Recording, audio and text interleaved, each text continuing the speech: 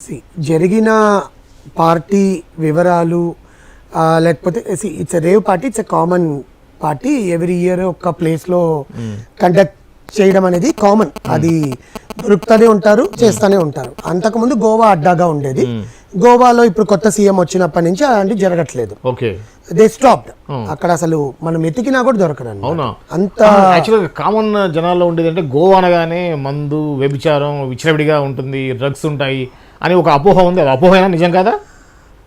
చూసే కళ్ళని బట్టి ఉంటుంది, వినే చెవులను బట్టి ఉంటుంది అంటారు కదా. సో అలాంటప్పుడు ఫ్యామిలీస్ వెళ్ళరు కదండి. ఎందుకు ఇప్పుడు ప్రపంచ విమాన సంస్థలన్నీ కూడా గోవాకి మాత్రమే రేట్స్ ఎక్కువ ఉన్నాయి, మిగతాకు లేవు. ఏ కాలంలో చూసుకుని ఇప్పుడు అందులో రైనీ సీజన్ స్టార్ట్ అయిపోయింది. జూన్, జూలై, ఆగస్ట్, సెప్టెంబర్ 4 నెలలు రెయిన్స్. మీరు ఇప్పుడు కూడా వెళ్ళి ఏ వెబ్సైట్ లో చూసినా కూడా అంటే ఈ టైం గోవాకి అంత ఉండదు, డిమాండ్ తక్కువ ఉంటుంది. సో ఎందుకు వెళ్తున్నారు? మీరు చెప్పినవన్నీ ఉంటాయా ఉండవా అనేది పక్కన పెడితే, అది వెళ్ళి నువ్వు రిలాక్స్ అయ్యడానికి నీ మైండ్ని నీ ఫ్యామిలీతోనో నీ ఫ్రెండ్స్తోనో నువ్వు ఒంటరిగానో వెళ్ళి నీ మైండ్ నువ్వు రిలాక్స్ చేసుకోవడానికి వెళ్ళి ఒక టూరిజం స్పాట్. మన హేమ భాషలో చిల్ అవ్వడానికి. ఆమె దానికి వస్తే బేసికల్ గా మనం టాపిక్ డైవర్ట్ కాకుండా, హేమ గారు అక్కడ కనిపించారు. హేమ గారు పోలీసుల్ని తప్పుదోవ పట్టించి ఒక వీడియో చేశారు. హేమ గారు ఇవేవో తీసుకున్నారు, ఓకే, నార్కోటిక్స్ కి సంబంధించింది ఏవో తీసుకున్నారు. ఆ నైతిక విలువలను వదిలేసి స్వాభిమానానికి విలువిచ్చే హేమ ఇలా చేసిందా అని చెప్పి చాలా మంది మాట్లాడుతున్నారు.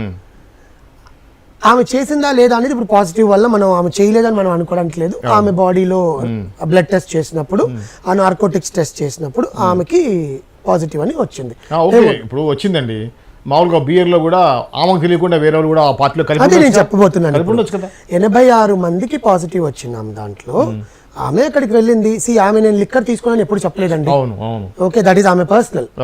ఓకే, మొన్న ఒక ప్రముఖ యూట్యూబర్ ఛానల్లో కూడా అన్నపూర్ణమ్మ గారు, నేను అంతకుముందు వైన్ తాగేదాన్ని, నాకు అది హెల్త్ పర్లేదు అందుకని ఆపేశాను అని చెప్పింది. ఇంకొక ఇంటర్వ్యూలో జయలలిత గారు, మన సీనియర్ యాక్ట్రెస్ జయలలిత గారు, ఆమె కూడా అదే చెప్పారు, నేను కూడా తీసుకునేదాన్ని అండి అది ఇది అని చెప్పి. That is not wrong. But అక్కడ ఆమెకి ఎవరైనా దాంట్లో కలిపారా, అసలు ఏ టైప్ ఆఫ్ డ్రగ్ ఉండనేది ఆ టెస్ట్ లో తెలుస్తుంది. అది డిఫరెంట్ టైప్ ఆఫ్ డ్రగ్స్ ఉంటాయి కదా, ఇట్స్ లైక్ గ్రీన్సా లేకపోతే ఇంకేదైనా పౌడరా లేకపోతే ఇంకేదైనా అనేది ఆ నార్కోటిక్స్ దాంట్లో తెలుస్తుంది అనమాట. కానీ అక్కడ జరిగిన పిక్చరైజేషన్ సీసీ కెమెరాల్లో మనకు విజువల్స్ ఏమీ మనకి రాలేదు, ఆ లోపల ఏం జరుగుతుందా. బికాస్ రేవ్ పార్టీ జరిగినప్పుడు అలాంటివి ఉండవు, రికార్డ్ చేయరు అసలు.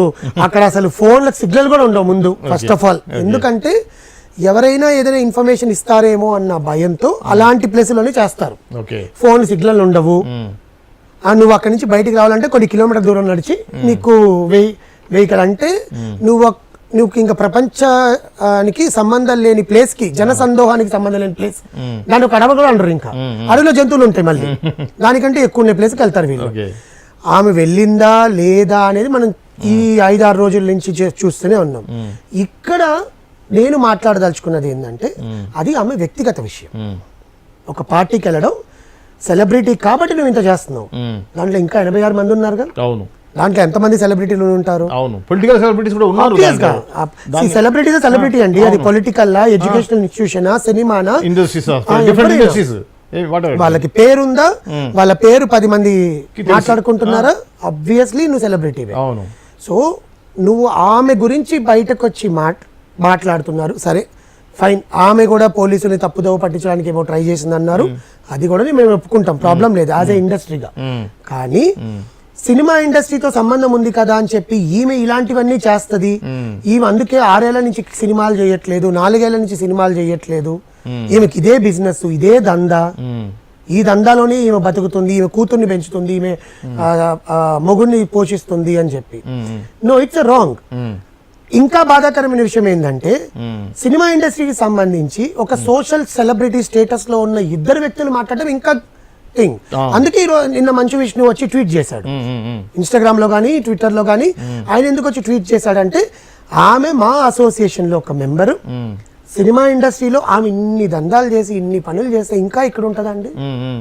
అవును, ఆమెకి ఇంకా క్యారెక్టర్లు ఇస్తున్నారుగా. అవును మొన్న కూడా ఒక 2 years బ్యాక్, లాస్ట్ ఇయర్ ఒక సినిమా చేసింది. అవును ఇప్పుడు బాలకృష్ణ గారి సినిమాలో చేస్తా ఉంది. ఆమె చెప్పింది షూటింగ్ కి వెళ్తూ ఆమె ఇన్స్టాగ్రామ్ లో పోస్టులు పెట్టింది. కూతుర్ని ఇండస్ట్రీలోకి రానివ్వకుండా చక్కగా చదివిస్తుంది. ఎక్కడికి పంపించకుండా, అబ్రాడ్కి పంపించకుండా ఆమె ఇక్కడే చదివిస్తుంది కదా. భర్త ఒక ఉన్నత స్టేటస్ లో ఉన్నతనే.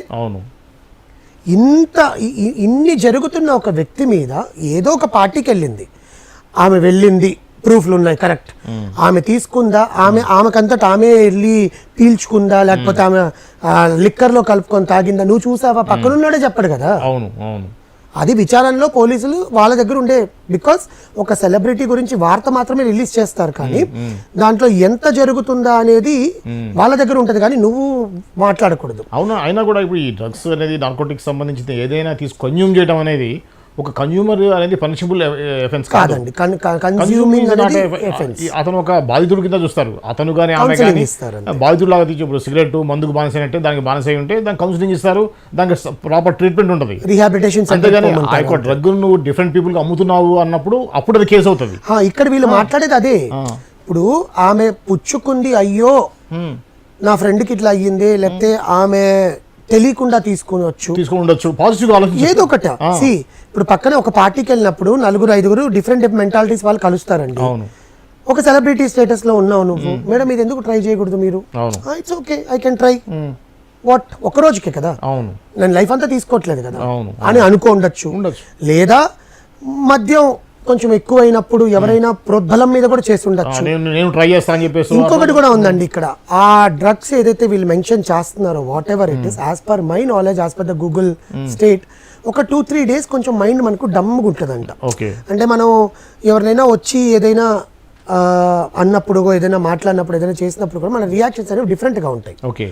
ఆ రియాక్షన్స్లో కూడా ఆమె నేను వెళ్ళలేదు, నేను చేయలేదు అని చెప్పుండొచ్చు, ఫస్ట్ రీజన్. ఇక్కడ ఇప్పుడు కరాటే కళ్యాణి గారు వచ్చి మాట్లాడడము, తమన్నా సింహాద్రి గారు వచ్చి మాట్లాడడము, ఈ రెండు విషయాలు అనేవి కొంచెం పబ్లిక్ లో డివైడ్ టాక్ వస్తుంది. హేమ గారు ఇలాంటి మనిషి, ఈమె ఆడవాళ్లతో సినిమాకి వచ్చిన ఇండస్ట్రీకి వచ్చిన కొత్త అమ్మాయిలంతా వల వేసి పట్టుకొని నీకు ఛాన్సులు ఇప్పిస్తాము, నువ్వు ఈ ఇండస్ట్రీల దగ్గరికి పో, ఈ బ్యాంకర్ దగ్గరికి పో, ఫీమేల్ ఎస్కాటింగ్ చేపిస్తాము, అలా చేసే మనిషి అయితే ఈ రోజు వరకు ఇండస్ట్రీలో ఉండరండి, ఎప్పుడో పంపించేస్తారు. ఇంతమంది పెద్ద హీరోలు అయితే ఎంకరేజ్ చేయరు, అంతమంది హీరోలతో సినిమాలు తీసింది, అంతమంది పెద్ద పెద్ద డైరెక్టర్లతో చేసింది ఇండస్ట్రీలో. అందులో మా అసోసియేషన్ లో ఒక ముఖ్యమైన పాత్ర పోషిస్తున్నా. ఓకే, ప్రతి ఒక్కరికి హేమ అంటే మా ఇంట్లో పిల్ల అనుకునేలాగే చూస్తారు. ఆమె వ్యక్తిగత విషయం వేరు, ఇండస్ట్రీ విషయం వేరు. నువ్వు ఇండస్ట్రీలో ఉంటూ ఇండస్ట్రీలో ఉన్న ఒక మనిషి గురించి నువ్వు ఇలాంటి వ్యాఖ్యలు, నన్ను ఇంకా నయ్యో ఆమె కరాటే కళ్యాణ్ గారు చేసిన వ్యాఖ్యలు ఏంటంటే, నేను అప్పుడేదో తప్పు చేస్తే నన్ను ఇట్లా మొత్తం రోడ్డు మీదకి లాగి మాట్లాడారే, ఈమెనేం చేయాలని మాట్లాడుతున్నాను, ఇంకా ఆమె నన్ను కూడా అమ్మేయాలనుకుందని చెప్పలేదా?